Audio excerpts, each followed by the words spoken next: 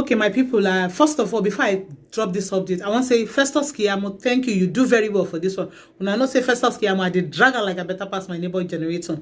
Yes, in try for this one, according to the owner of Airpeace, Onyema. He don't come out, can't tell us, say by 30th of March, Airpeace go dey, fly UK. And in short, I let you know watch this video and go hear what this man eyes see. And the people where they behind Nigeria, where they make Nigeria not forget their own career. My people, your own thing, not be your own thing. No. In short, fly Airpeace. Guys, watch this video, listen, drop your comment, follow me reason them as I the reason this matter. Don't forget to share this video. Thank you. Airpeace is about to extend its already impressive profile in bailing out Nigerian citizens when the chips are down.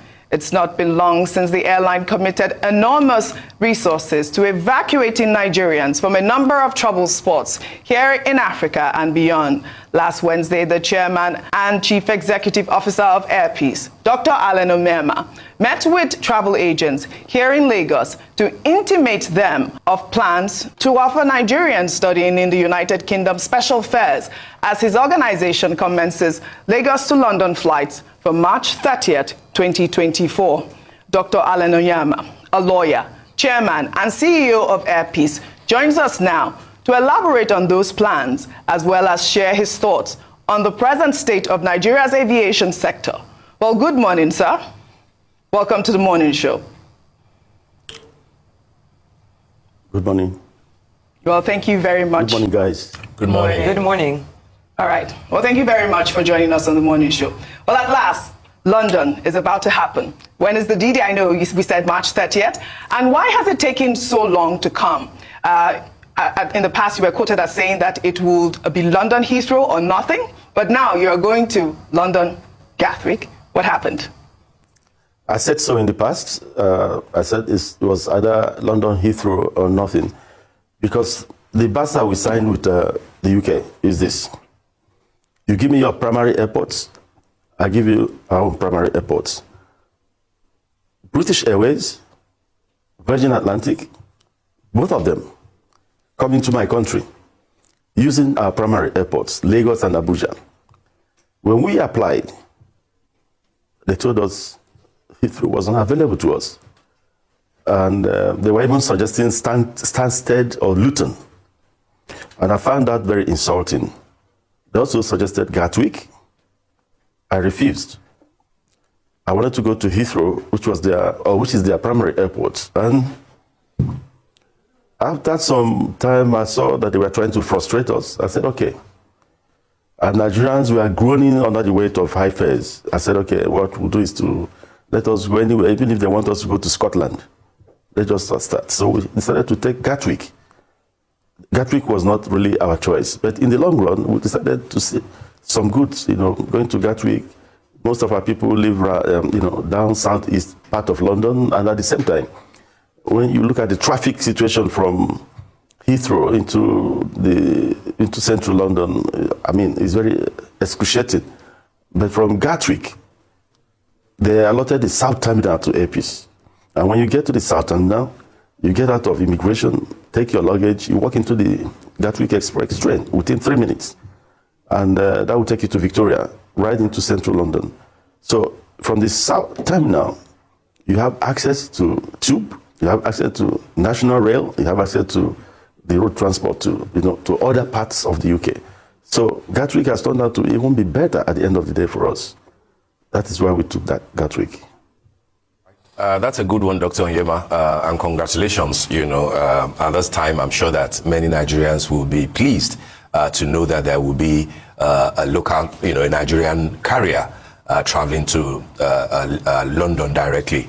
But tell us more about the details of this Gatwick project where you'll be landing. How many days a week will you be flying to London? What time of the day were you allotted? Or time of the night, leaving Lagos and landing in London? And more importantly, what will Airpeace do differently this time around? Given that Lagos-London for Nigerian flights are not totally new. We know what happened to Air Nigeria of old. It used to be Gatwick too. We know what happened to Arik, to Bellevue, to Medville. Have you learned lessons about why they couldn't sustain that route? And what will you do differently? First of all, let me talk about Gatwick. Like I said earlier, the traffic out of Gatwick into central London is better than going through Heathrow. Of course, our schedule, remember, when we now chose Gatwick, the first thing they told us that there were no slots in Gatwick. The same Gatwick they suggested to us. They told us that there were no slots. It's international aeropolitics. They want to protect their own. And we were to start operations actually in December, on December 22nd, but they frustrated us, made sure we didn't start last year. We wanted to start in January, we were frustrated. They were giving up slots that you cannot even understand. Today they give you, it was ad hoc slots. You travel today, on Monday, maybe 2 p.m., Tuesday, 1 a.m., Wednesday, 10 o'clock in the morning. I've never seen anything like that.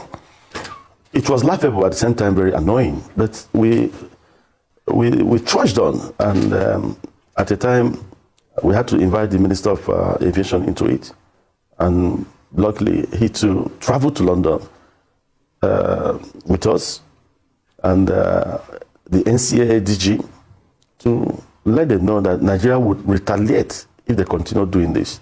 And I have to thank Festus Keyamo for doing that. So we went there, then they changed a little bit, and now gave us 12:30 a.m. in the morning for departure out of Nigeria. We wanted to depart even if it's a minute before midnight, but they refused. When you are given 12:30 a.m., it's very confusing at times. So somebody who wants to travel on a Friday after work, when he gets to the website, he sees 12:30 a.m. Oh, he will say, oh, Epi's flight on Friday is early hours in the morning. I just wanted to do my job at the end of the day before going to London. But Epis is going 12:30 a.m. The truth is, it's equally good.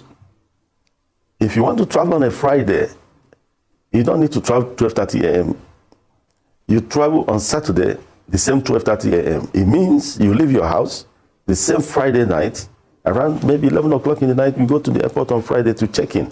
You will still arrive London the same Saturday morning like someone who left on Friday, before midnight. You're leaving after midnight, 30 minutes after midnight. All these things are intended to confuse, but we're going to educate Nigerians about it. It's the same thing. It's the same thing, one and the same thing. So, and about frequencies, is daily flights. We're going to do daily flights into London. Besides our 3 777s, we are bringing in 3 Dreamliners, brand new Dreamliners, to join the fray. We are going to do something different, exceptionally different.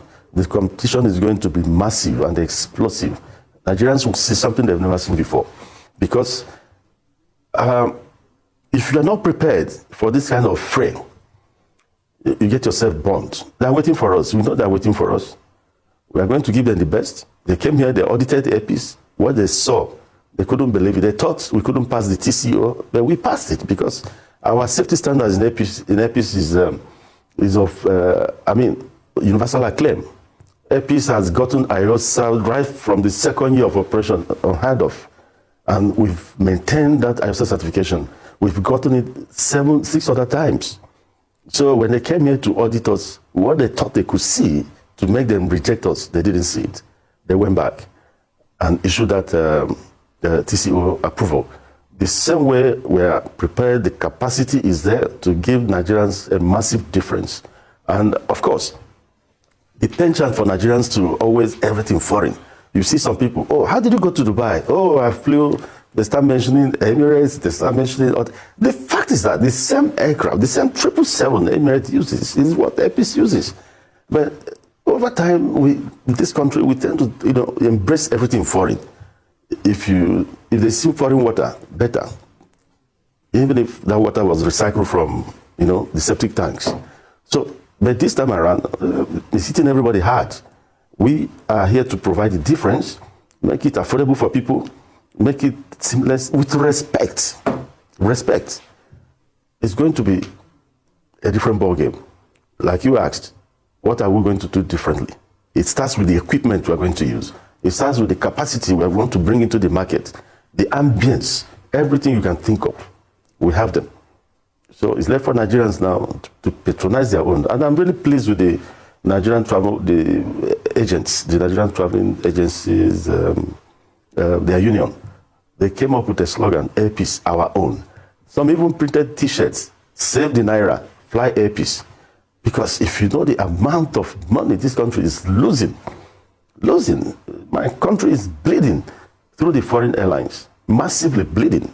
And they tell you, oh, their funds are trapped. Your funds are trapped, and you're still increasing your frequencies into the same country that your funds are trapped. Who is fooling who? So it's only when we try to embrace our own that we can save this country.